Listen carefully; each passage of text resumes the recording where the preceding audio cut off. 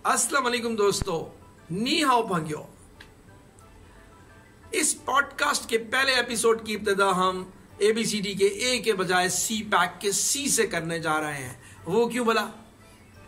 इसलिए कि CPAC का C चाइना है।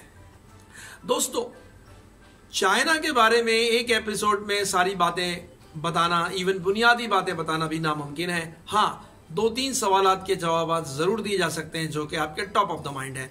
मसलन चाइना की वो क्या खास बातें हैं जो उसे वर्ल्ड पॉलिटिक्स में पावरफुल मुल्क बनाता है और वर्ल्ड इकोनॉमिक्स में उसे पावरफुल मुल्क बनाता है। इन 2 सवालात के जवाब के साथ साथ CPAC के बैकड्रॉप में अगर आप सोचें तो ये CPAC चाइना के लिए इतना इंपॉर्टेंट क्यों है, इन्हीं सवालात के जवाब आपको एपिसोड 1 में दिए जाएंगे।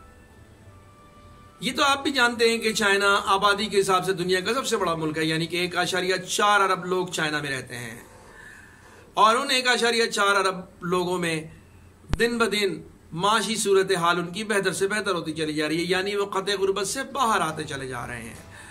और इस चीज़ का इम्पैक्ट आप अपने घरों में, अपने ऑफिस में भी महसूस करते हैं। कल जब आप बाजार जाते तो वहाँ काफ़ी चाइनीज़ चीज़ें नज़र आती थी जो कि जिनकी क्वालिटी के बारे में आप भी सवाल करते थे कि चल जाएंगी, कल तक चलेंगी, परसों तक चलेंगी। मगर अब चाइना की क्वालिटी के हवाले से सवालात कम से कम होते चले जा रहे हैं। ये बात तयशुदा है कि वो कम कीमत पर बेहतर क्वालिटी दिन ब दिन देते चले जा रहे हैं। बल्कि अगर आप ये देखें तो आज यूरोप, अमेरिका, बहुत सारे ममालिक चाइना में भी अपनी चीज़ें बनवाते हैं और अच्छी क्वालिटी की बनवाते हैं, यानी कि चाइना की कैपेसिटी अच्छी क्वालिटी की चीज़ें देने के हवाले से दिन ब दिन बढ़ती चली जा रही है। तो इन तीनों को सामने रखकर अगर आप CPAC के बारे में सोचें तो आपको उसका जवाब देना आसान हो जाएगा।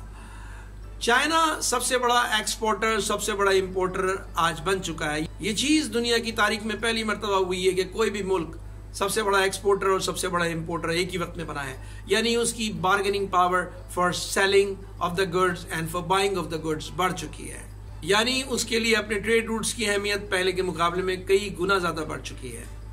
आज चाइना जो रूट इस्तेमाल करता है उसमें सबसे ज़्यादा अहमियत साउथ चाइना सी की है। चाइना के मशरिकी साहिलों से निकलकर जो कि शंघाई की तरफ हैं, नीचे की तरफ जब वो आते हैं तो वो साउथ चाइना सी कहलाता है। यहाँ से होते हुए इनके जहाज़ आबनाए मलाका, जो कि आप नक्शे में देख सकते हैं, इंडोनेशिया और मलेशिया के दरमियान से होते हुए गुजरते हैं और हिंदुस्तान के नीचे से घूमकर गल्फ स्टेट्स की तरफ जाते हैं।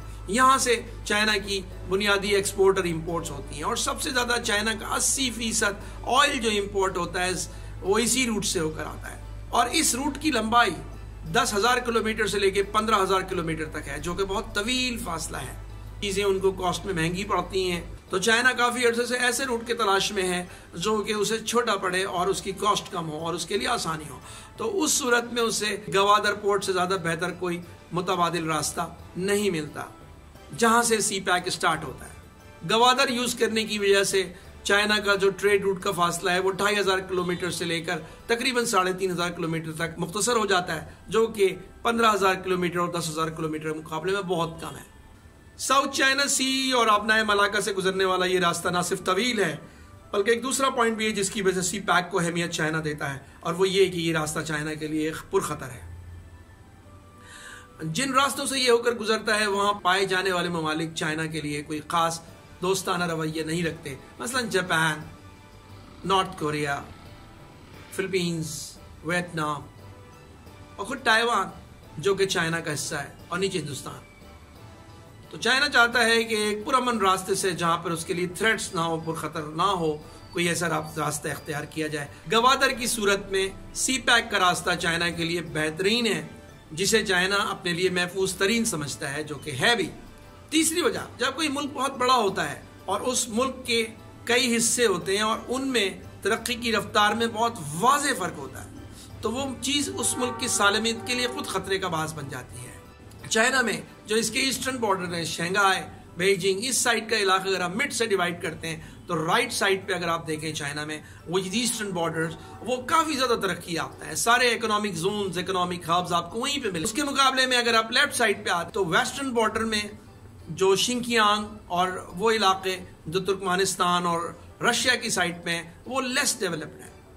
तो इसकी वजह से एक अनरेस्ट, एक बेचैनी की कैफियत होती है, वो एक पेज पर नहीं आ पाते। तो इस बात को चाइना समझता है कि फ्यूचर की सालमियत के लिए दूसरे इलाकों में भी तरक्की के सम्राट को पहुंचाया जाए, तो उसके लिए वहां पर इंडस्ट्रीज बहुत तेजी से लगाई जा रही हैं मुख्तलिफ इलाकों में, और उन्हीं इंडस्ट्रीज का जो माल होगा, जो सामान होगा, वो गवादर पोर्ट के थ्रू, सी पैक के थ्रू आएगा, वहां से आना भी करीब पड़ेगा और अल्टीमेटली कॉस्ट भी कम होगी।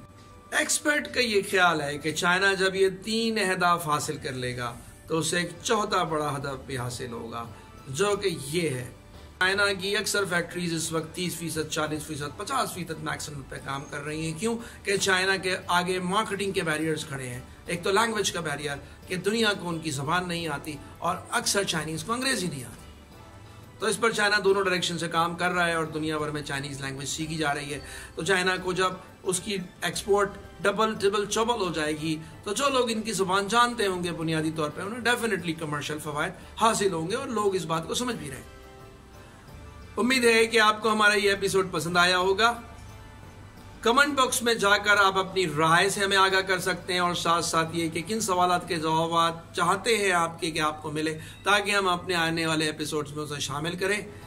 फिर आपसे दोबारा मुलाकात होती है। शिए फंग्यो।